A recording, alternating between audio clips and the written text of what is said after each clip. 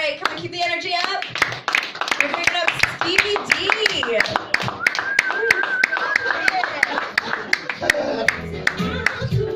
Evening, everyone. This is Stevie D. I normally get up here and tell a few stories, but today I thought I'd make some observations. First observation is, yes, I am an older person, and I'm spending my Fridays with a bunch of young comedians. I just want to reassure you there's nothing weird about that. I'm just a frustrated civil engineer trying to make up for bad career decisions early in my early life. But I think I recognise that I am old enough here. For most of you, I'm old enough to be your youngish cool uncle. And I'd like you to think that you get some reassurance of having a parental type figure in the room.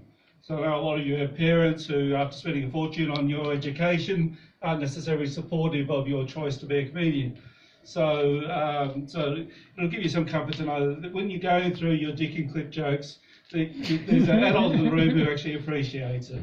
And if you want the full experience, we can have a chat afterwards and we can discuss why you think those dick and clip jokes were appropriate. Speaking of dick jokes, penis envy. Now that is a thing for some people. I know it's not for those for the women in the room. It's actually not polite when you're standing at the urinal to have a look, but sometimes you do get a glance and you see one that might be bigger or different to yours. But yeah, that's not a problem for me. I mean, I've had mine for 56 years. I'm pretty comfortable with it. It does everything I want and need it to do. Sometimes there's a bit of encouragement. But what happens when I get to the urinal, I actually get bladder envy. And I've explained that in doing the business and tipping out and pushing out.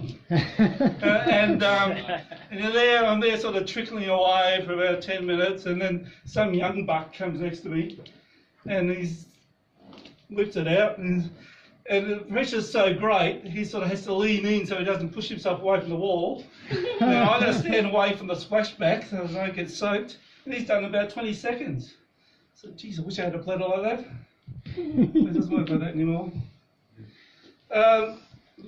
Last observation I want to make is a bit of references throughout the night to the N-word. And I got to thinking about it. It's funny how language has changed over the years. And when I was younger, that was fairly common, and we didn't know it to be wrongly so, I guess we didn't know it to be an offensive word. And you can put it, look at the W word the same way, the WOG word.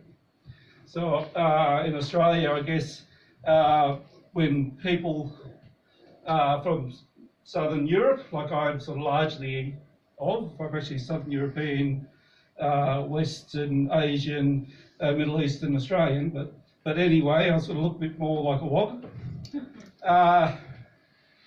We would, we ended up adopting that reference to ourselves. People would call you that, and then we ended up owning it, saying, okay, we'll call ourselves WOGs because we're not Anglo-Celtic, so we can't call ourselves Australians, obviously.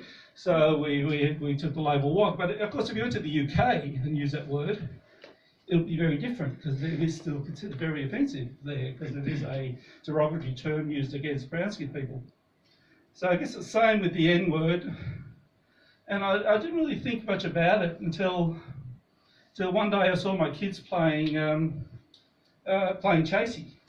And they're going through the, eeny, meeny, miny, mo. They go, eeny, meeny, miny, mo, catch a frog by the toe. And I thought, frog? That's not right, is it? Oh, yeah, it's frog. It's always been frog, and always will be frog. Yes. Oh, thank you very much. That's all I want to do.